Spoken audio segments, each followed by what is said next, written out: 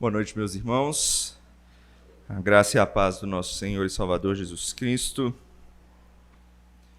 Convido os irmãos que abram a palavra do Senhor, conforme está escrito no livro de Malaquias. Malaquias, o último livro do Antigo Testamento.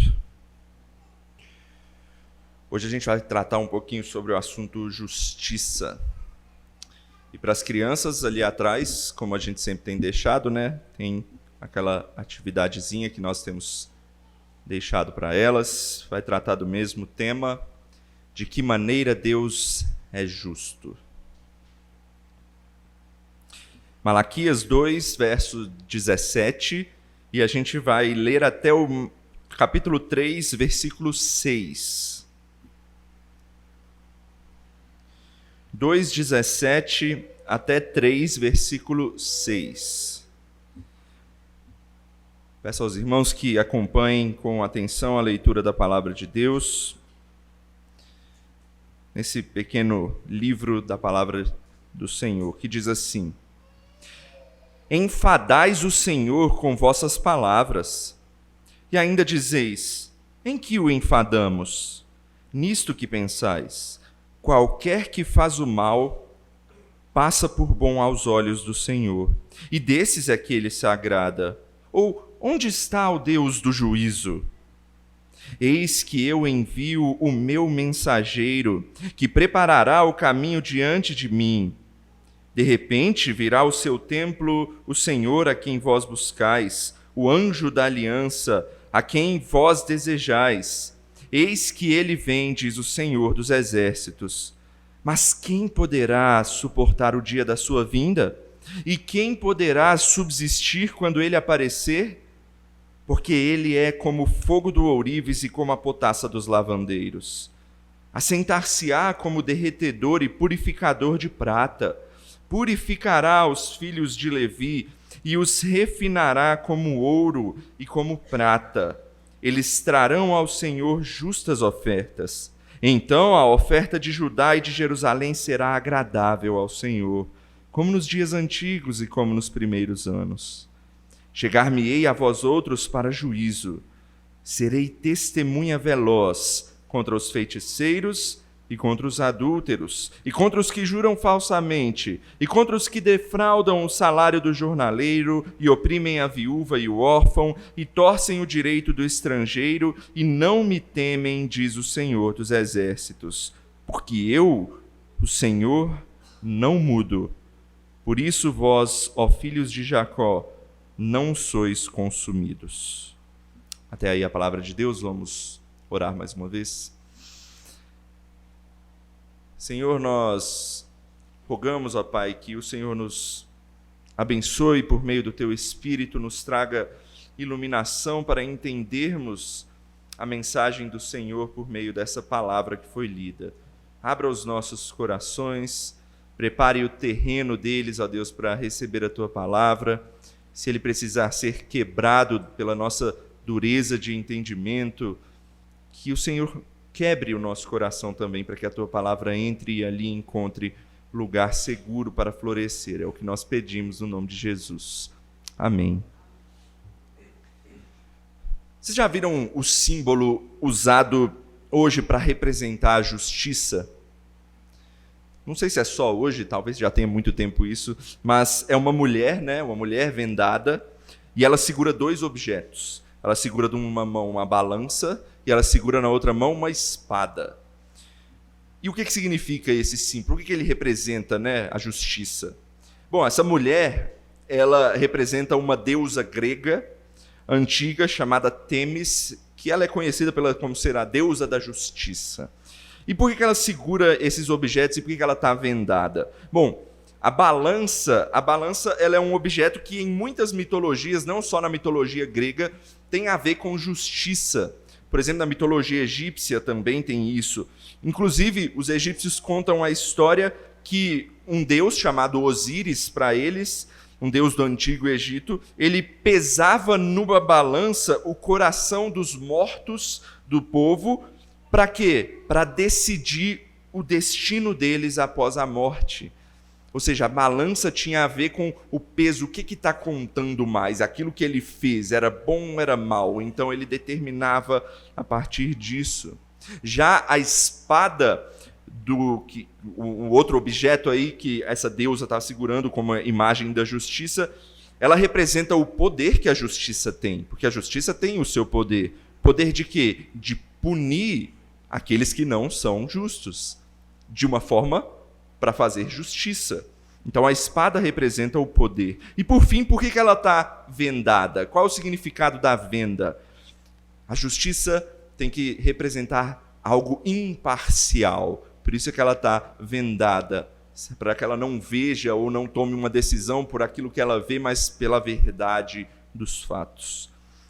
Em resumo, então, justiça, o que significa justiça? Significa atribuir a alguém aquilo que é devido a ele, com a precisão de uma balança, com a imparcialidade que é necessária para isso, e também com o poder da punição aos injustos pela espada, caso seja necessário. Então, justiça, guarde isso, significa atribuir a alguém aquilo que ele merece.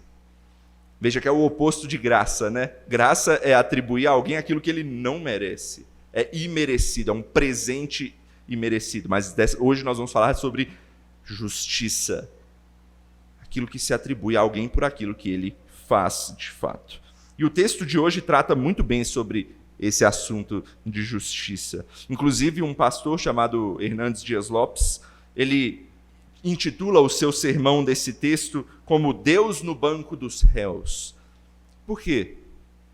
Porque é Deus que está sendo questionado, é a justiça de Deus que está sendo questionada aqui no texto. E, inclusive, eles questionam cada um desses objetos de execução da justiça que eu falei. Já eu explico como. Mas será que esses questionamentos têm fundamento? E, obviamente, a gente vai ver ao longo do texto que não. A resposta é óbvia, e Deus vai comprovar essa resposta de maneira sábia, e inclusive, ao final, ele vai inverter a posição. Quem vai estar no final, no banco dos réus, não é Deus, é o povo. É o povo quem precisa olhar para a justiça de Deus e se perguntar, e eu? Como é que eu estou diante da justiça de Deus? Mas a gente vai ver isso ao longo do sermão. Então, ao longo do texto, a gente vai tentar responder a pergunta: de que maneira Deus é justo e apresenta a sua justiça? E, em resumo, o texto vai nos ensinar que a justiça de Deus ela é perfeita, que ele demonstra isso plenamente em Jesus Cristo. A justiça de Deus é perfeita e ele demonstra isso plenamente em Jesus Cristo. Vamos ver isso em 3 partes do nosso texto. E primeiro, a gente vai ver como a justiça de Deus é questionada. Primeiro, os questionamentos quanto à justiça de Deus que o povo faz. E o texto se inicia como tem sido o padrão do livro de Malaquias. Vocês lembram, né, como é que é o padrão do livro de Malaquias que a gente tem estudado até aqui? Uma acusação é feita, o povo questiona Deus e fala, não, mas que acusação é essa? Por quê? Como assim? E em seguida Deus prova para o povo que a acusação feita de que eles precisam melhorar está correta. Então, vamos acompanhar aí no versículo 17, o início. 17, capítulo 2. Enfadais o Senhor com vossas palavras, e ainda dizeis, em que o enfadamos? Nisto que pensais, qualquer que faz o mal passa por bom aos olhos do Senhor, e desses é que ele se agrada. Ou onde está o Deus do juízo?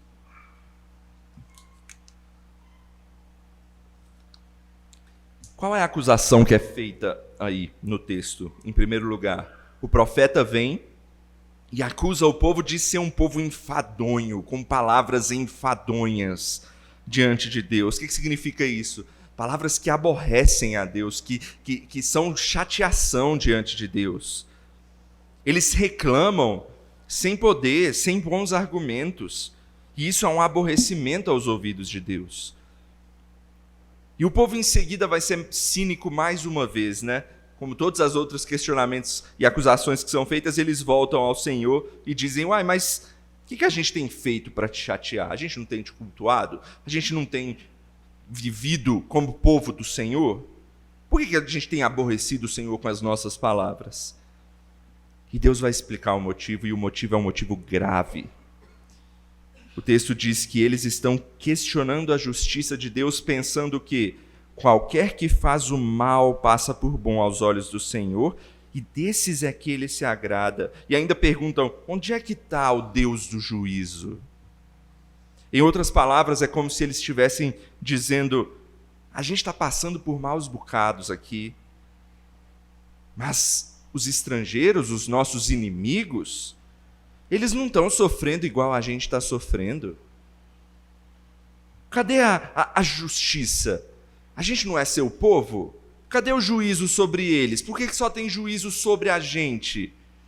É o que o povo está questionando para o Senhor. E aqui eu quero explicar as 3 maneiras pelas quais eles estão questionando a justiça de Deus.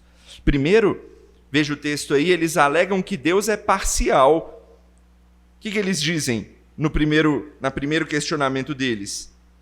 Nisto que pensais, qualquer que faz mal passa por bom aos olhos do Senhor. Eles estão dizendo que quem faz mal, Deus está olhando como se fosse bom, porque Deus não está fazendo nada, Deus não está dando juízo para eles. Vocês lembram, então, da venda dos olhos da mulher que eu falei no início, que representa a imagem da justiça? Ela representa a imparcialidade no julgamento, né? Ou seja, quer dizer que se alguém cometeu uma infração, independentemente de quem seja, tem que ser punido.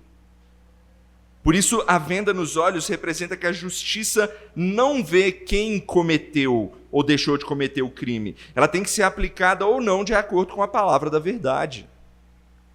E aqui os israelitas estão, então, questionando Deus, dizendo que eles têm sofrido, mas os ímpios não.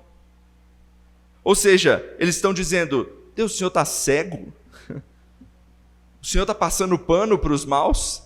Para os nossos inimigos? Para os inimigos do Senhor? E eu olho para isso e eu falo, nossa, como é parecido às vezes com a gente. Às vezes a gente também pensa assim. Inclusive a gente tem até um ditado para isso, né? A grama do vizinho é mais verde, sempre mais verde que a nossa. E a Bíblia está repleta de homens questionando Deus com esse assunto. Talvez o salmo mais conhecido para falar disso seja o Salmo 73. Um salmo escrito por Asaf. Ele tem um momento que ele questiona justamente isso do Senhor. E ele diz assim, os ímpios estão lá tranquilos, eles aumentam suas riquezas. E eu que me preocupo em conservar o meu coração puro, eu estou cheio de castigo e de dificuldade. Quantas vezes a gente não faz isso, a gente não olha para os nossos vizinhos ou para outras pessoas e vê eles prosperando, e a gente cheio de dificuldade, a gente fala, não, mas eu sou crente e ele não é? Por que ele tem e eu não tenho? Mas o salmista sabiamente chega numa conclusão. Ele vai dizer assim, eu pensava desse jeito, até que eu entrei no santuário do Senhor. E quando eu entrei, eu me deparei com o fim dos ímpios. O que ele está querendo dizer nessa conclusão? Os irmãos, os ímpios podem ter riquezas, podem ter prosperidade, podem ter as alegrias que esse mundo diz que são boas. Mas eles não têm algo que só os crentes têm. A presença de Deus com eles. É isso que o santuário representa, especialmente no Antigo Testamento, né? Era onde Deus habitava no meio do seu povo. Deus é contigo até o fim. O salmista percebeu isso. Deus está diante do seu povo, está junto com o seu povo. Mas os ímpios, pode ter certeza que os ímpios no fim serão completamente apartados do Senhor. E não tem nada pior do que isso. Em Romanos capítulo 1, inclusive, é dito que o que Deus faz com os ímpios, que é uma das coisas piores que tem, é que ele simplesmente deixa os ímpios por si só. A pior coisa que tem é quando Deus se aparta de nós, quando Deus nos deixa. Os ímpios estão longe de Deus. Nós estamos próximos a Ele. O segundo questionamento que eles fazem a Deus aí é quando eles dizem que Deus se agrada dos ímpios. Olha a sequência do versículo 17. Ele diz: qualquer que faz mal passa por bom aos olhos do Senhor, e desses é que Ele se agrada. Ou seja, eles estão meio que dizendo que, por consequência, o mal que eles cometem é o que Deus está se agradando. Eles estão questionando agora a balança de Deus. Se os ímpios são inimigos de Deus e eles são um povo de Deus, então a balança devia pesar para o lado deles e não para o nosso. É o que eles estão questionando ao Senhor. Mas note o perigoso questionamento que eles estão fazendo contra Deus aqui. Eles estão deliberadamente questionando o caráter de Deus aqui. A Bíblia diz que Deus é bom. E o povo de Israel já provou isso diversas vezes ao longo da história. Lembra que aqui é o último livro do Antigo Testamento. Eles já passaram por uma longa história. E Deus provou diversas vezes que Ele é bom para o seu povo. Mas quando Deus pune o seu povo justamente porque eles merecem, porque eles estão contrários àquilo que o Senhor ordena a eles, e ainda por cima eles veem os inimigos ainda impunes, porque certamente eles vão ser punidos, os inimigos. Então eles passam a dizer que Deus é um mau caráter que se agrada do mal e não deles. Sabe, meus irmãos, às vezes isso pode chegar nas nossas mentes também. Ao invés de pensarmos em como devemos aceitar a correção de Deus e voltar para os seus caminhos, a gente não gosta de sofrer consequência dos nossos erros, né? A gente não quer que Deus nos puna ou que a justiça nos puna. E aí a gente não aceita a correção.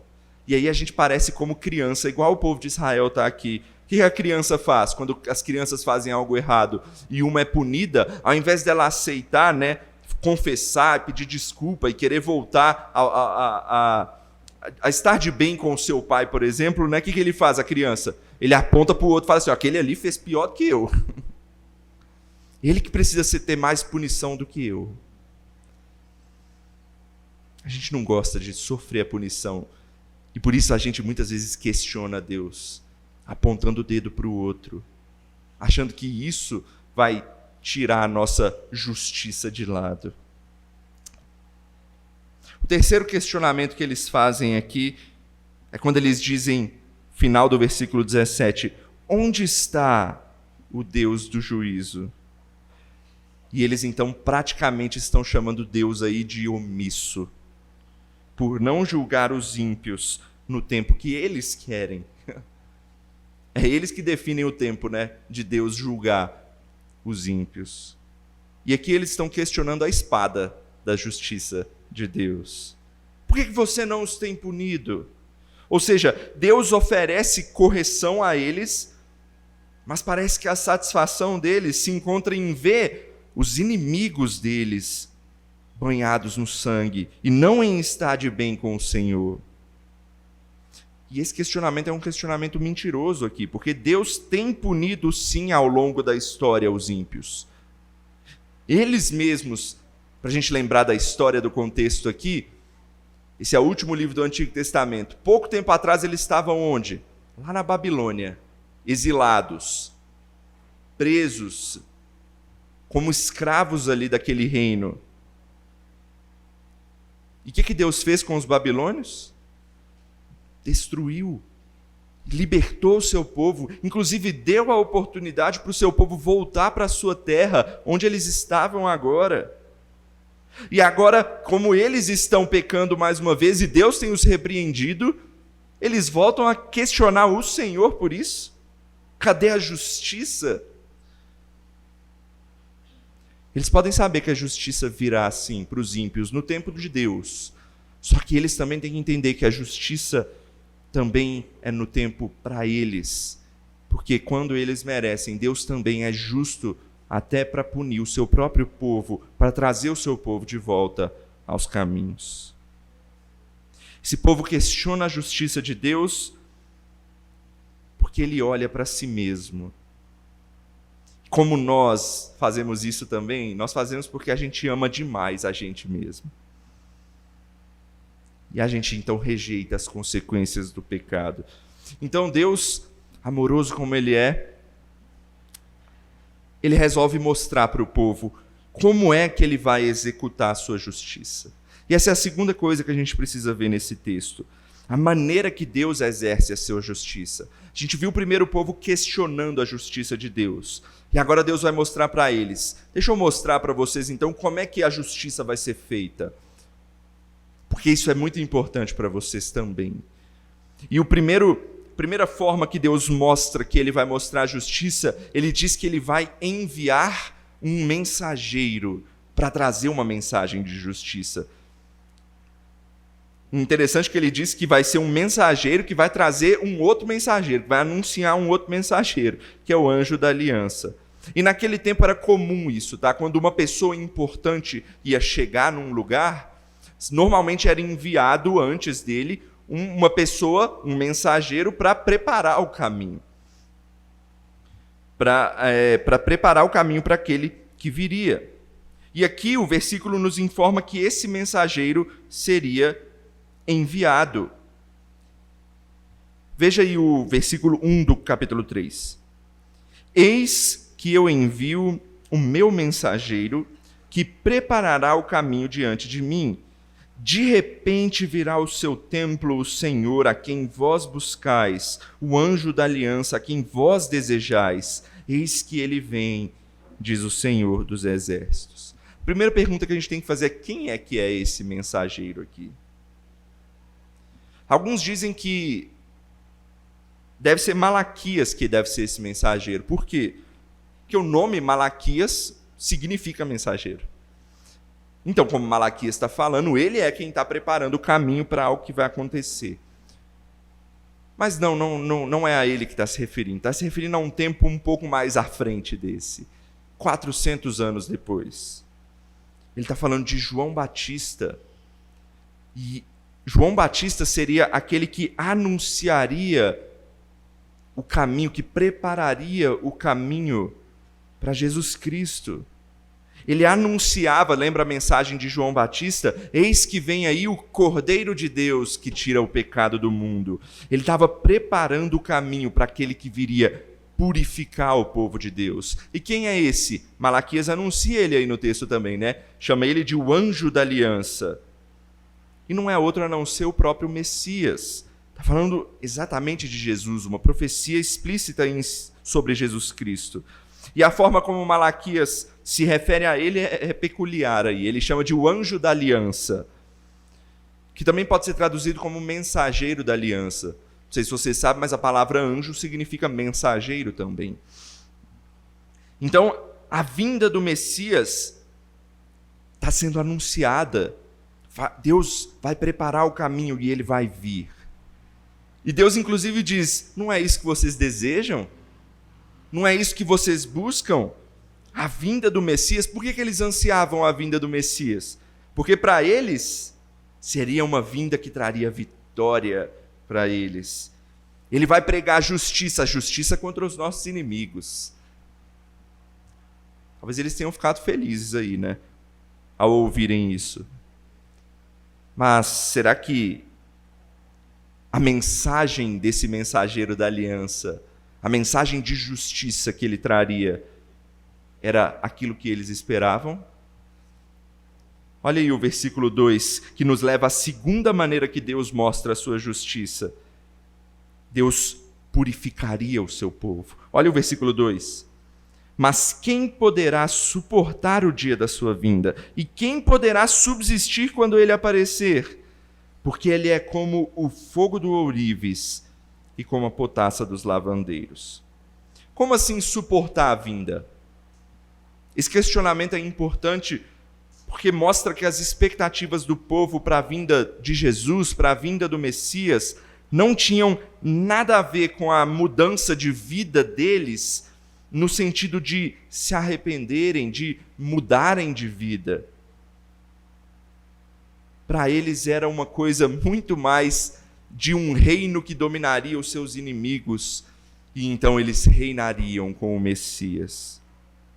Como bem disse mais uma vez o reverendo Hernandes, ele diz assim: esse povo questiona a parcialidade de Deus, que a gente viu no primeiro ponto, né?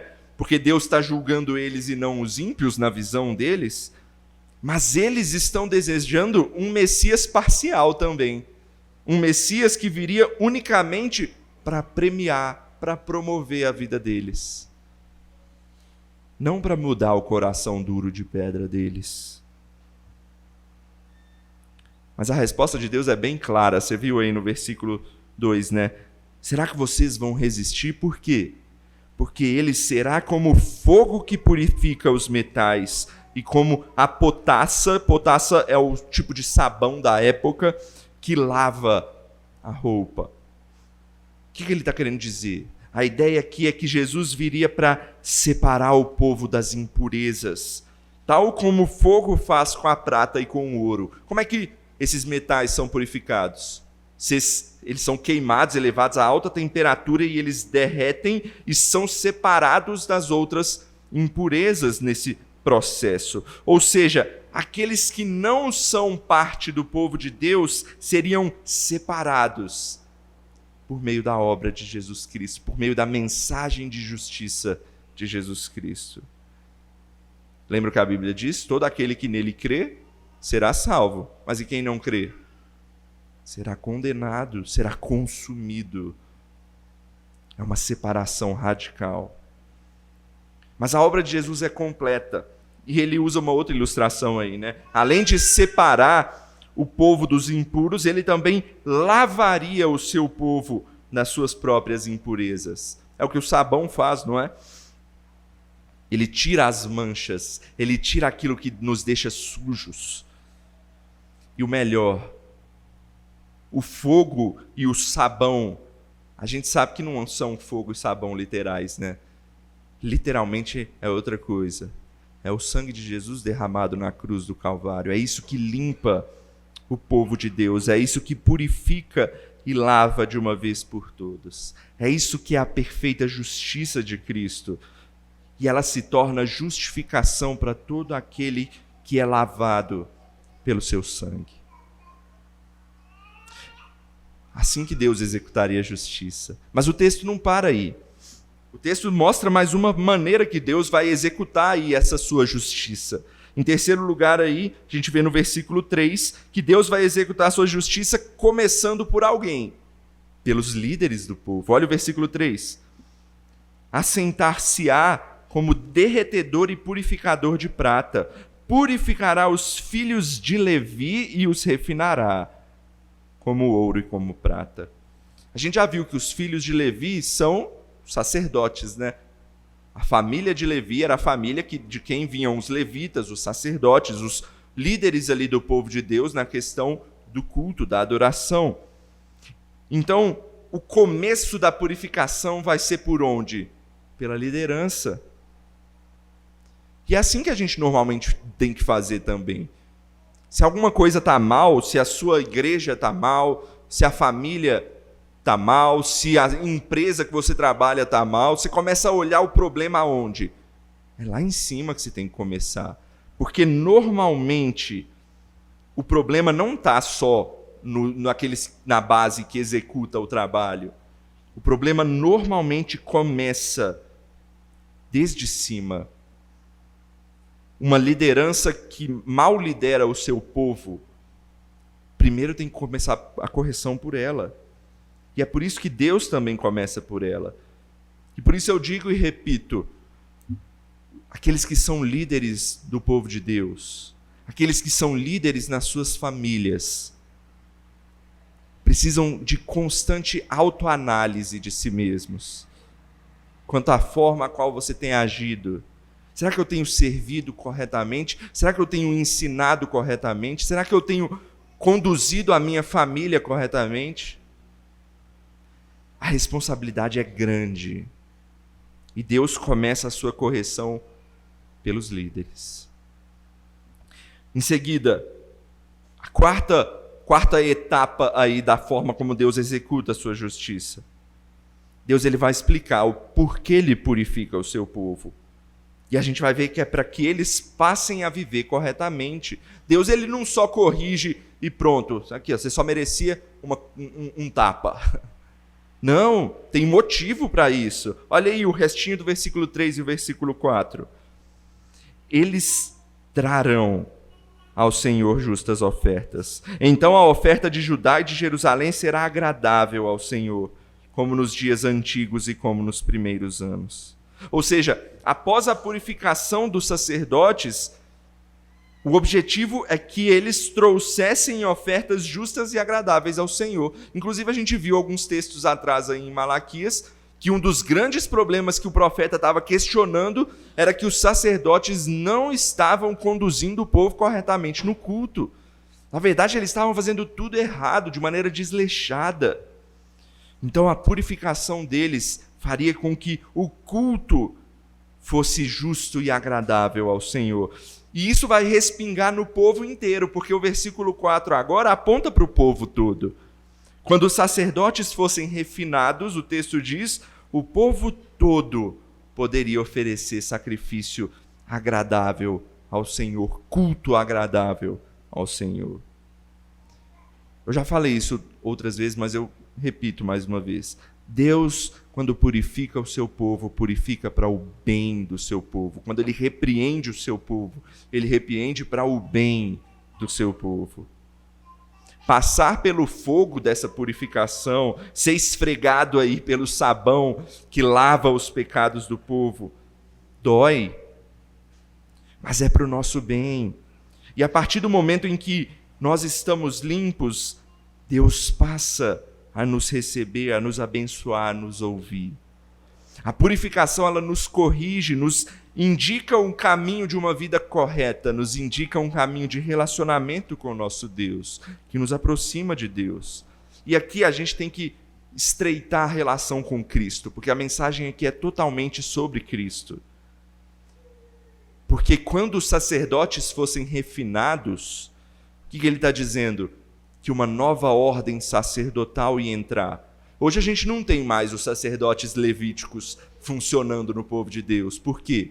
Porque agora nós temos um sumo sacerdote perfeito, que é Jesus. A gente vê isso ao longo do livro de Hebreus todinho, se você quiser aprender sobre esse assunto. E o sacrifício que o sumo sacerdote perfeito faz é perfeito também, é cabal, a gente diz, né? É único, não precisa de mais. E a partir dele, o nosso culto, ainda que seja imperfeito em nós, porque a gente continua sendo pecador, ele se torna justo e agradável ao Senhor. Por quê? Porque o sangue de Jesus nos purifica. E é importante dizer, somente quem for purificado pelo sangue de Cristo pode seguir o caminho para chegar a Deus. Por isso, por fim, a última forma como Deus mostra a sua justiça é o outro lado da moeda. É punindo o mal de todo aquele que não foi purificado. Olha aí o versículo 5. Chegar-me-ei a vós outros para juízo. Serei testemunha veloz contra os feiticeiros, contra os adúlteros e contra os que juram falsamente, e contra os que defraudam o salário do jornaleiro e oprimem a viúva e o órfão e torcem o direito do estrangeiro, e não me temem, diz o Senhor dos Exércitos. Quando o Messias viesse, o juízo aos pecadores viria junto. A salvação viria aos que se arrependessem e fossem purificados, a gente viu. Mas em contrapartida, aos que não se arrependessem, viria condenação. E, meus irmãos, isso também faz parte da justiça. Justiça serve não só para salvar aquele que não fez algo errado, mas serve para punir o mal também. Por isso que a gente tem policiais por aí, para cuidar também disso. Olhei para o Elias aí e lembrei disso. E Malaquias coloca a lista, talvez, dos pecados mais marcantes de entre o povo. para mostrar que a punição ela viria e para mostrar aos olhos deles que eram dentre eles que Malaquias estava citando. Era sobre eles que ele estava falando. Por exemplo, ele cita a feitiçaria. Mas esse povo era feiticeiro? A gente não viu no texto passado que o povo estava se juntando com povos pagãos? E certamente esses outros povos pagãos tinham seus outros deuses com rituais completamente diferentes do que Deus exige para o povo de Israel. E a gente sabe que ao longo da Bíblia é mostrado que vários faziam rituais de feitiçaria. Por isso que Malaquias fala desse pecado. Malaquias fala do adultério, que também a gente viu no texto anterior. O povo deixando suas esposas para pegar as esposas de um outro povo, se adulterando. O outro que ele fala, a mentira. A mentira a gente vê ao longo do livro inteirinho aqui, com o povo sendo cínico diante de Deus, questionando as acusações de Deus, mas eu... Mentirosos. E por fim, eles estavam defraudando os pobres e oprimidos. Algo que é uma consequência de um povo que só se importa consigo mesmo. Mas no fim, Malaquias ele resume tudo isso numa coisa só. Ele termina o versículo 5 dizendo que todo aquele que não teme a Deus, de uma maneira geral, seria condenado. A lista ela é importante, por quê? Porque mostra para os leitores ou os ouvintes ali da época, que a mensagem poderia se identificar com alguns dos pecados deles mesmo. E eles, ao lerem aquilo, eu estou fazendo isso, poderiam se sentir imediatamente alarmados, e já tentar, então, buscar rapidamente uma mudança.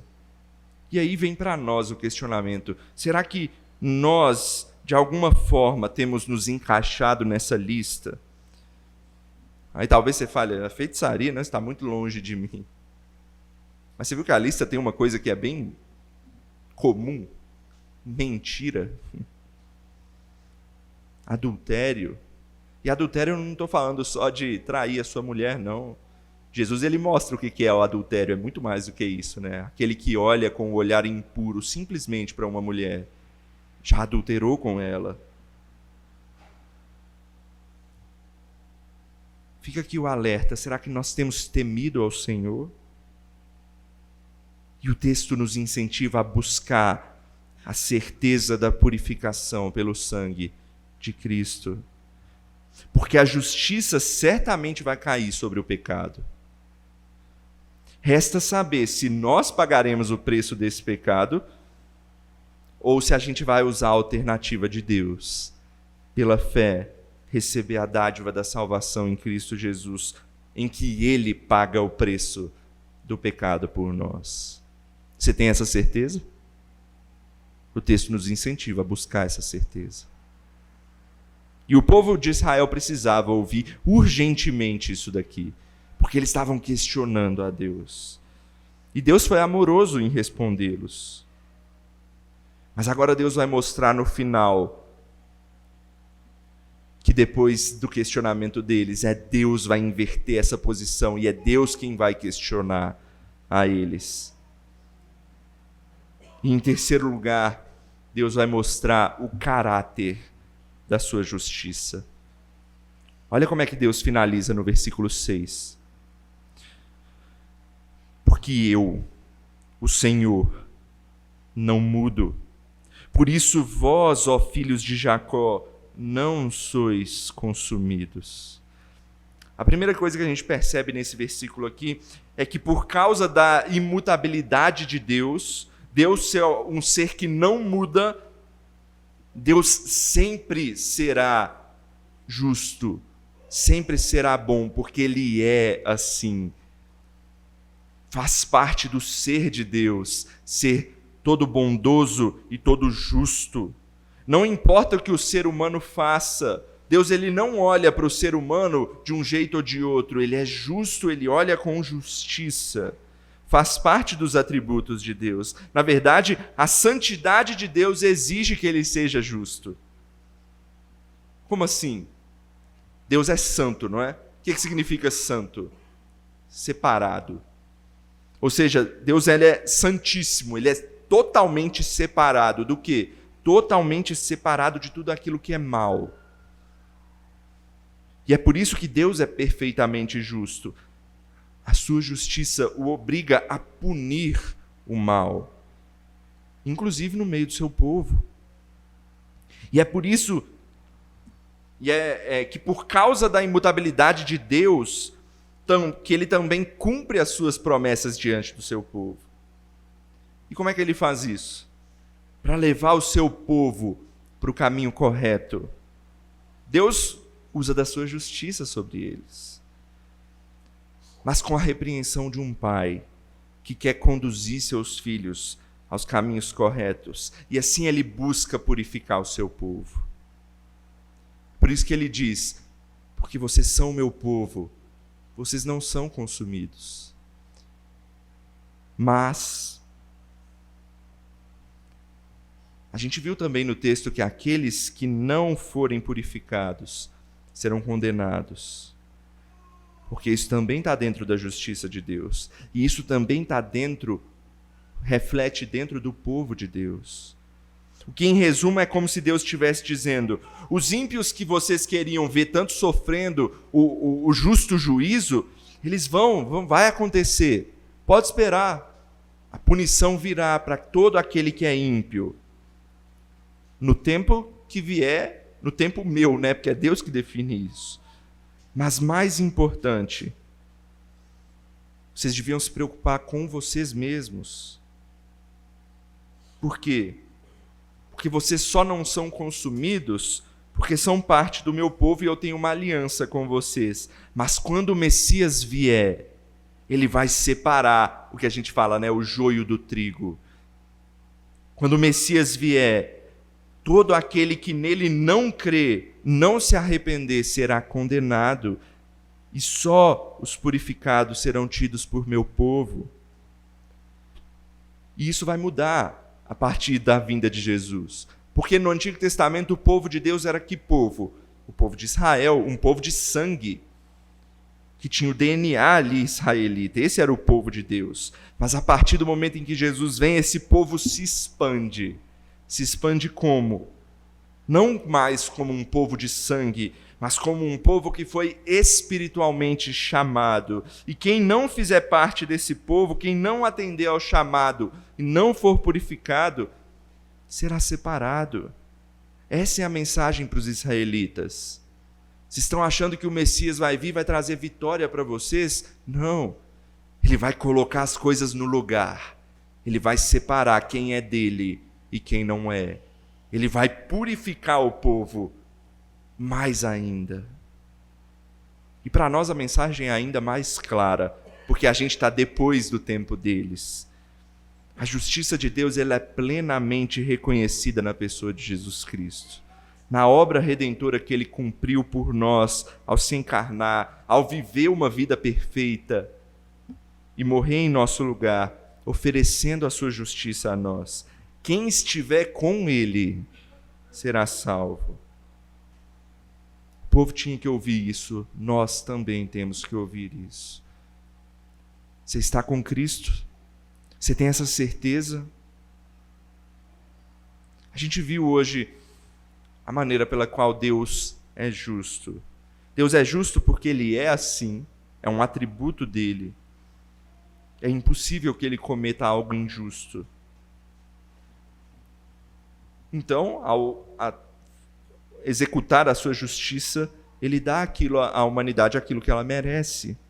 Ele pune o mal, mas ele também salva os que são purificados. E em Cristo Jesus a gente vê isso plenamente. Aquele que viveu por nós, que morreu por nós, nos oferecendo a sua justiça, que aceita por meio da fé e transforma o seu povo em um povo justificado. Meu irmão, por meio de Jesus nós podemos ser justamente salvos pela justiça perfeita dele. Os ímpios a seu tempo terão seu fim. A gente pode ter certeza disso, pois a justiça divina cumprirá isso. Mas mais importante, para a gente encerrar, Olhe para você mesmo. Pois um dia Cristo ele vai voltar, e a Bíblia diz que ele vai voltar como um justo juiz. E aí não é Deus que vai ser questionado. É Ele que vai olhar para você e vai questionar: o que te faz justo diante de Deus? Por que você merece salvação? E na balança da justiça de Deus, basta um pecado para condenar. Mas há uma alternativa.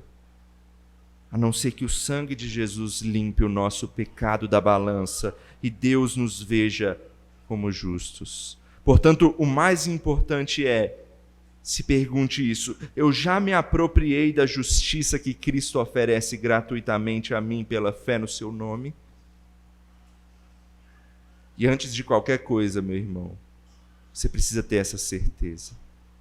Você precisa crer que Jesus pagou os seus pecados e Ele faz com que a justiça de Deus não recaia sobre o seu pecado, porque Ele toma o seu pecado para Ele e então Ele nos salva. Busque essa certeza. Vamos orar? Senhor meu Deus, meu Pai, obrigado, Pai, pela obra de Jesus Cristo na cruz do Calvário, pela justiça perfeita de Cristo, a vida perfeita que Ele teve, e Ele oferece isso a nós como povo do Senhor. Ó Deus, nos dê a certeza de que nós nos apropriamos dessa dádiva, dessa graça. Nos dê a certeza, ó Deus, de que nós estamos salvos no nome de Cristo Jesus. E nos abençoe, ó Pai, para que essa certeza se mostre nos nossos atos, na forma como nós vivemos, no nosso agir na igreja, no nosso agir na nossa família, no nosso agir no meio deste mundo, em meio aos nossos amigos, em meio ao nosso trabalho. Ó Deus, que essa certeza mude a nossa vida, para que sejamos servos fiéis ao Senhor, mas também para que sejamos felizes em viver por Ti. Porque não há nada melhor do que saber que o preço do meu pecado foi salvo e algo grandioso me espera no futuro, quando Cristo voltar. Que isso inunde o nosso coração e nos traga a alegria de viver para Ti. É o que nós pedimos e oramos no nome de Jesus. Amém.